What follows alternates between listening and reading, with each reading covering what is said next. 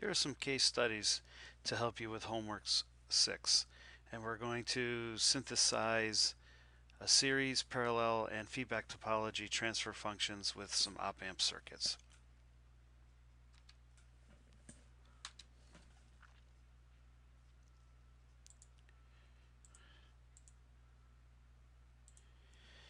So the first one is series, which we're kind of already familiar with when we just have op-amp circuits that are just chained together. That's might have been what we called it before.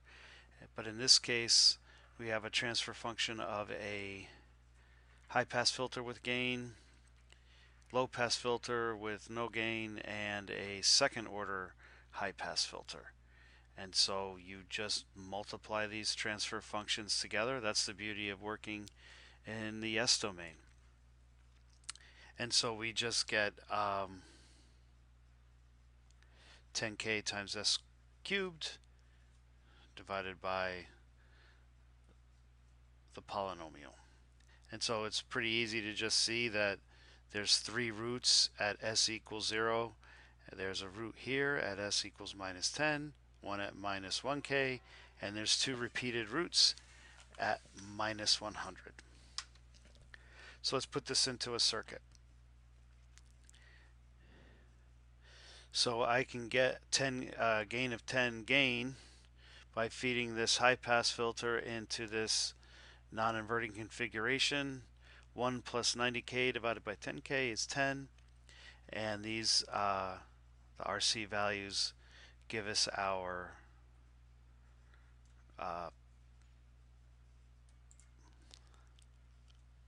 omega naught of 10. All right. Then it goes into a low pass filter, which this RC gives us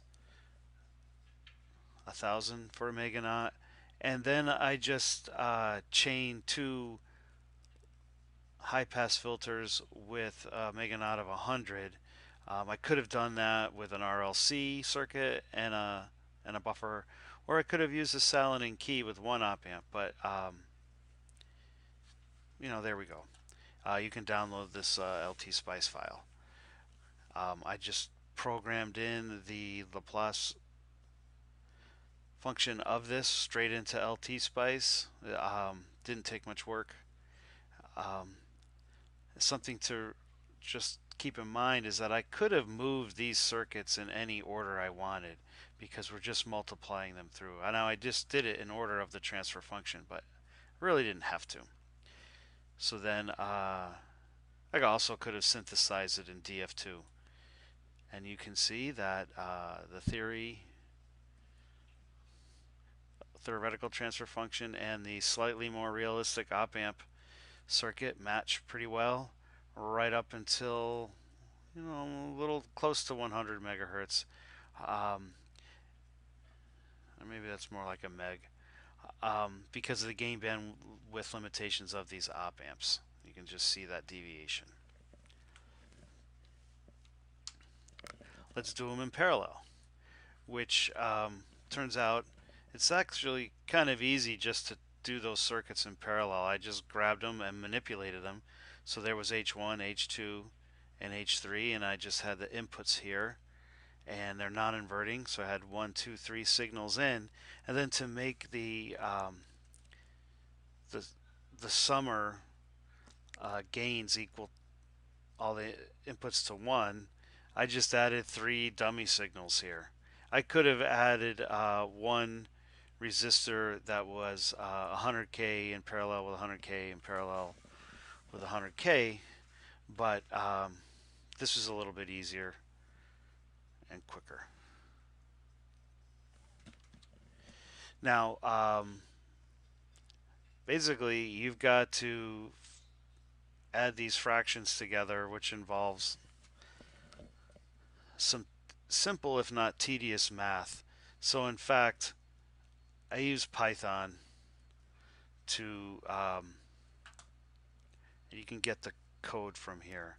And so I programmed it in, and then I just had the roots, and we get minus 1k, minus 92 with plus 26, minus 92 with minus 26. So there's complex roots there, and plus minus about 0.9. All right.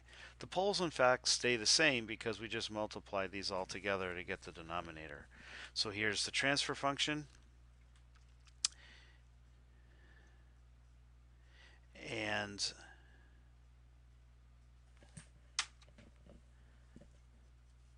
that's what I just plugged in right there. And again, matches pretty well right up until we hit the gain bandwidth of the op amp. Now we have the negative feedback topology. Signal comes in times H1, and that gives us Y3. But Y3 is also equal to Y3 times H3, H2 minus times H1. And you manipulate that and you get this equation. And I'm just showing some brief steps of manipulating it. Then I get it into this form, and really it just wasn't worth doing by hand. This is a homework assignment, not an exam. And so I created some Python code, and there's the numerator, there's the denominator, and what's great is that you can cut and paste this right into LT-Spice for the behavioral. Now we have the roots have changed. We got a minus 1,000, minus 100, and then minus 100. Now notice it's plus 3.5 times 10 to the minus 6 minus 3.5 times 10 to the minus 6. That's really a repeated root at minus 100, but Python is coming up with a numerical answer, and so that's kind of a residual, right? And then there's 0. The poles are given as such. And so we have our LT-Spice file. Here's H1, which then I chain into H3, then I chain into H4. So this is very similar to the first one, except now I take the output and feed it back into the negative side, because after all, it's negative feedback, right? If R8 is 100K and R9 is 100K, and I keep these two signals at 100K, the gains balance, and so there's no amplification of the input and the feedback. But we have to remember the output isn't here any longer. It's actually right here at Y3, and you see this rather crazy function that again deviates at high frequencies. There's the LT-Spice file. So these are solutions that work so that you can test yourself to make sure you understand your knowledge before attempting the homework. Where a lot of the derivations and things like that come from are from another video prior to this.